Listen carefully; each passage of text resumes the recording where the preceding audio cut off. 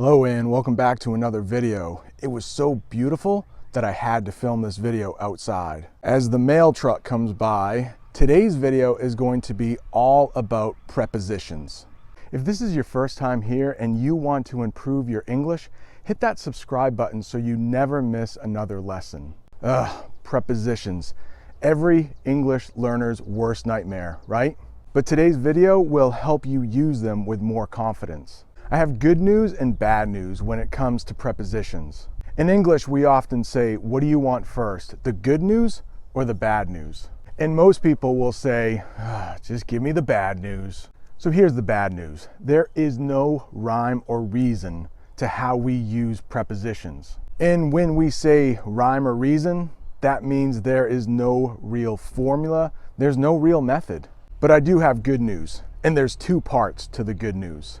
Good news part one, if you use the wrong preposition when speaking with a native speaker, it will sound a little off to them, but it won't affect the meaning of what you're saying. In part two, you can learn how to use these prepositions correctly by lots and lots of listening to native English speakers. Native English speakers rarely get the preposition wrong because we've been using them our whole lives. At school, we never had to memorize how to use prepositions.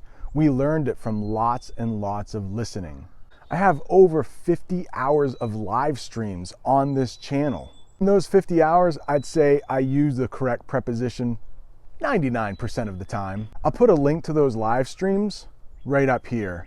And in those live streams, I take questions from viewers just like you. Because prepositions is such a big topic, this will be the first of many preposition videos I do on this channel. Another easy way to learn prepositions is by watching native English television shows and movies. Yes, it may take hours and hours and hours of time to learn how to correctly use each preposition, but as long as the watching and listening is enjoyable, it shouldn't be too bad. So in today's video, I want to focus on three prepositions: at, on, and in. And the main focus of those three prepositions will be how we use them when we're talking about the place. And to give you a little more help, the English subtitles for this video will be 100% accurate. So if we're going to use prepositions to talk about place, we need a place. So let's use one of the finest restaurants around. Good old Mickey D's, McDonald's. So if you were already there, you would use the pronoun at. I am at McDonald's. But if you're not quite there yet, we're actually going to use a pronoun that is not part of the three, and that is to.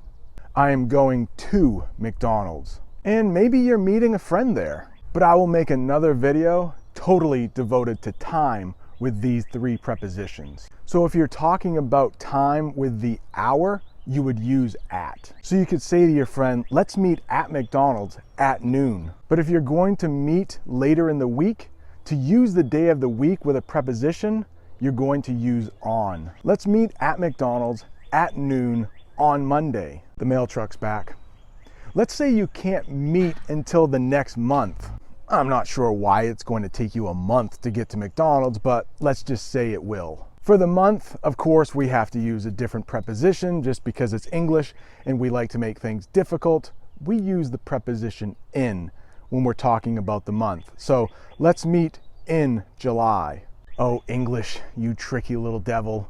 If you are going to actually put a date with the month, you of course have to change the preposition. Let's meet at McDonald's on July 1st in 2021. When we're talking about time and the year, we use in. But if your friend can't meet you at McDonald's until the next year, I think you need to pick a better friend. So now that we got a little bit of the time out of the way, the rest of the video will focus on place. But how are you going to get there? I will drive in my car. I will ride on the bus. I will ride on my bike, or maybe you will walk on your own 2 feet. In some of the bigger cities and some of the fancier McDonald's, sometimes they have more than one floor.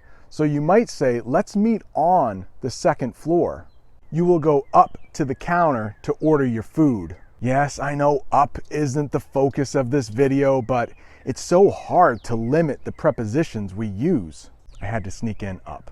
I don't know about your McDonald's, but the McDonald's in the United States is getting really fancy because once you order your food, they will now bring it to your table for you. I snuck in a couple other prepositions. When your food comes, they will place it on the table. You will sit in your chair. If McDonald's was really busy and they didn't have a table for you, you would have to sit on the floor. But if you have to sit on the floor at a McDonald's, just find somewhere else to eat. Can you imagine how dirty a McDonald's floor is? So beautiful out today. If they had a couch or a sofa in a McDonald's, and we use either term, a couch is a sofa and a sofa is a couch. You would sit on the couch at McDonald's. But again, if that McDonald's has a couch, don't sit there. It's probably the grossest couch in all of the world. Can you imagine how many kids would drop their food in that couch? Your food will be on the tray when it comes. Your burger will be in the wrapper. Your lid will be on the cup. But to drink, you will put your straw in the cup. Your food will go in your mouth. But if you're a really sloppy eater, your food might go on your mouth, so you might want to use a napkin after. While you're eating, you have a thought. While. That's a great word. It allows you to combine almost like two thoughts at once. While driving home, I listened to music. While mowing the grass, I stubbed my toe. Stubbed your toe is another way to say you bumped it. While making this video about prepositions, I thought I'd throw that tip in about while. And your thought while eating was, on your way home, you'll have to stop by the store to get milk. And yes, I know this video isn't about by, but by is a great preposition to use for place when you're not actually staying for very long. So I hope this video helped you learn prepositions a little bit better. If it did, give me a thumbs up. Leave a comment if something wasn't exactly clear. Thanks for watching, and I'll see you next time.